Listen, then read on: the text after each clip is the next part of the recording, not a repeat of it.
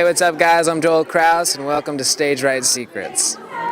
Yeah, and let's talk about your single Don't Tell Me. Yes. Were you expecting to release that as quickly as you did? No, actually what happened is the Heart of Dixie, they heard the song, it's a show on CW, and they heard the song, they wanted to use it, and we were gonna wait for the album release to put out Don't Tell Me, and then since they wanted to use it on the show, we decided to just put it out on iTunes, and it did great, and we're looking forward to it, and it's getting great responses, and it's fun to see people see it and sing it while I'm at shows and everything. Yeah, what's the transition been like from radio into like TV stuff? Movies your next goal? Well, definitely that'd be sweet. That was my first song that made it on television, and I think that's pretty cool. I never thought it's definitely a dream come true. Cross something off the bucket list. Yeah, and you're talking about working on your record that should be coming out soon, hopefully. Yes. What's that been like, the process? Yeah, the process is interesting because you have songs that you've written. For instance, I'm turning 22 in a few days, and so I've got songs that are going to be on the record from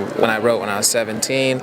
I got songs that are going to be on the record when I wrote when I was 20. So the cool thing about making an album is like you can see the growth of the record musically and the growth of yourself. So. And you were talking about your songs, that you wrote from 17. Do you have to go back and kind of like look at it and reevaluate since you've grown and matured a little bit? That's a great question because there are songs that I've dropped and stopped playing because I've just kind of outgrown them, and that's the whole part of it. And I'm learning as an artist, especially over the past few years, that the cool thing about your music is that it's yours, and people want to know the raw nerve, they want to know the honesty, and so that's what I'm trying to do now more with my music. Yeah, and let's talk about your Twitter because it's really interesting.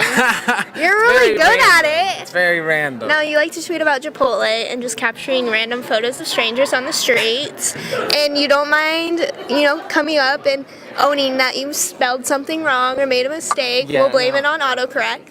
Well, it could have been autocorrect or it could have just been me not proofreading. That's and sometimes I'm always like, it's so funny that this is where our culture's at these days, where I hand it to my friend, I'm like, does that look right? Does that look okay to you? But, I love Twitter, I love interacting with fans. Sometimes I say goofy stuff, sometimes I say stuff that's on my mind, and it's cool always tweeting Chipotle. Oh, yeah. And random strangers. And random strangers. Now, who's your favorite person to follow on Twitter that you, chuckle?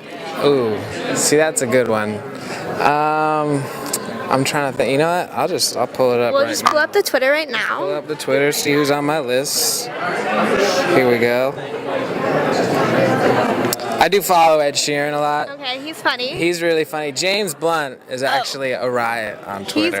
He's good. Blake Shelton's very, very good. Those are all the people who are on my list and everything. There's someone else I'm not thinking of, but we'll leave it at that. Yeah, and have you ever regretted a tweet or deleted it? Probably. I've probably quickly deleted something. Like maybe I shouldn't have said that. Or I'll be the first to admit I've gone back on my Instagram and deleted photos. Deleted photos? Because I'm like, what was I thinking? You're like, that's really bad lighting. Bye. And one more question for you for your record. Can you give me 3 words that's going to kind of sum up the vibe and sound of it? The vibe of the album? Yeah. I think it'll be mature in the sense of my age. It'll definitely have kind of a 70s but Keith Urban kind of vibe. Those aren't 3 words. And they're close. They're close. They're kind of like formed like little 3 sentences, and then I'm trying to think. Honest. Honest. Okay, awesome. Well, thank you for chatting with me. Thank you for having me.